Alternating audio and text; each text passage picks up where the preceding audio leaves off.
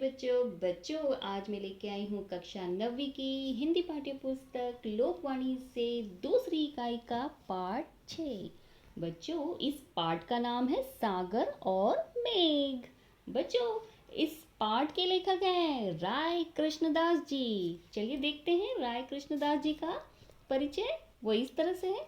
राय कृष्णदास जी का जन्म बच्चों उत्तर प्रदेश के वाराणसी जिले में हुआ था और ये हिंदी, अंग्रेजी, संस्कृत और बांग्ला भाषा के अच्छे जानकार थे।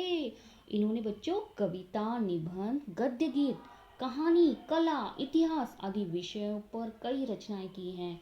इनको साहित्य वाचस्पति पुरस्कार तथा भारत सरकार द्वारा पद्म विभूषण की उपाधि भी मिली है बच्चों। और इनकी कुछ प्रमुख कृतियां वो इस तरह से हैं। मौलिक ग्रंथ भारत की चित्रकला, भारत की मूर्तिकला, कहानी संग्रह है साधना अनाख्या, सुधांशु गद्य गीत, प्रवाल। और बच्चों ये एक पाठ संवाद है। ये गद्य परिचय जो है वो संवाद रूप में है। संवाद का अर्थ होता है बच्चों दो या दो से अधिक व्यक्तियों के बीच जो हुआ वार्तालाप होता है, यानी बातचीत या संभाषण कहते हैं, उसे संवाद कहलाता है। तो बच्चों देखते हैं इस पाठ की प्रस्तावना। बच्चों इस पाठ की प्रस्तावना इस तरह से यहाँ पर प्रस्तुत संवाद जो है सागर और मेघ, जानते हैं आप, के द्वारा लेखक ने सागर एवं मेघ के गुणों को दर्शाया है और हमें विनम्र होने की सीख देते हुए कहा है कि अपने गुणों पर इतराना और अहंकार करना एक बुराई है। अहंकार नाश का मूल है, अतः लेखक इससे बचने की हमें सलाह दे रहे हैं। तो चलिए देखते हैं इस पाठ के सारांश को। बच्चों पाठ इस तरह से है कि यहाँ सागर और मेघ अपने गुणों का बखान करते हुए आपस में संवाद कर रहे हैं, यानी बातचीत कर रहे हैं। तो सबसे पहले सागर कहता है कि उसके हृदय में मोती भरे हैं और जवाब में मेघ कहता है कि तुमने मुझसे जल का हरण किया है। फिर सागर कहता है कि मैं सदा अपना कर्म करता हूँ। अगर सागर न होते तो मेघ न बनते, अर्थात तुम्हें जन्म देने वाला मैं ही हूँ, सागर इस तरह इतराते हुए कहता है। फिर ये देखते हुए मेघ मुस्कुरा कर कहता है कि अगर बरसात न होती तो नदियाँ कहाँ से उमड़ती और तुम्हें कहाँ से भरती। इस बात पर सागर मेघ पर जो व्यंग करते हुए कहता है कि आकाश में इधर उधर मारे मारे फिरते हो। मेघ सागर को हंसकर जवाब देता है, कहता है कि मैं घूम फिर कर संसार का निरीक्षण करता हूँ और जहाँ आवश्यक होता है वहाँ जीवन दान करता हूँ। अगर मैं न रहूँ तो ये धरती बंजर हो जाएगी।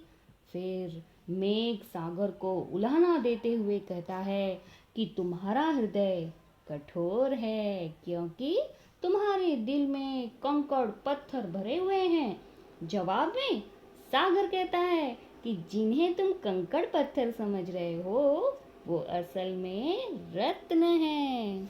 बच्चों सागर आगे कहता है कि तुम सिर्फ शोर मचाना जानते हो। मेघ तुरंत जवाब देता है कि वो गरजने के साथ बरसना भी जानता है, लेकिन वो सागर की तरह नहीं है कि केवल उत्पातियों और अपराधियों को जगह देता है।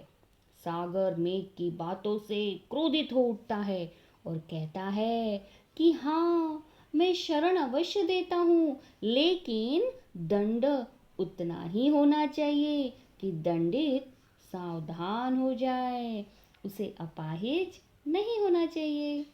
सागर की बातों से मेघ भी गुस्से में आ जाता है और कहता है यह भी कोई नीति हुई कि राजा अपने राज्य की रक्षा के लिए हमेशा शस्त्र लिए खड़ा रहे, अपनी राज्य की उन्नति न कर पाए।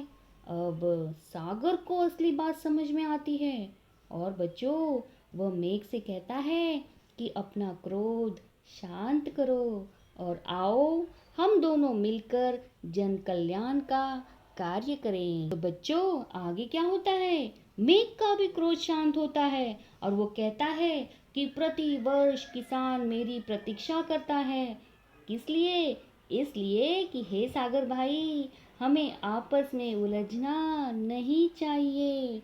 फिर दोनों बच्चों क्या होता है, दोनों प्रतिज्ञा करते हैं कि अब हम घमंड में एक दूसरे का अपमान नहीं करेंगे, बल्कि लोक कल्याण के लिए कार्य करेंगे। मेघ कहता है कि मैं नदियों को भर भर कर तुम तक भेजूंगा, और सागर कहता है कि मैं सहर्ष उन्हें उपकार सहित ग्रहण करूंगा।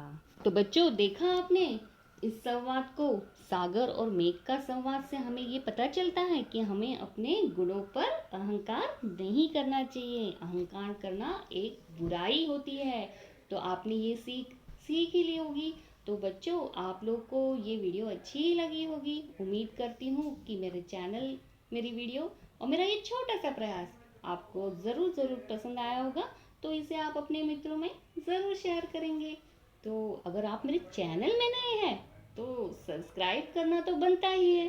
तो सब्सक्राइब करना बिल्कुल भी ना भूलें। तो चलिए फिर मिलते हैं अपने नए वीडियो के साथ। तब तक के लिए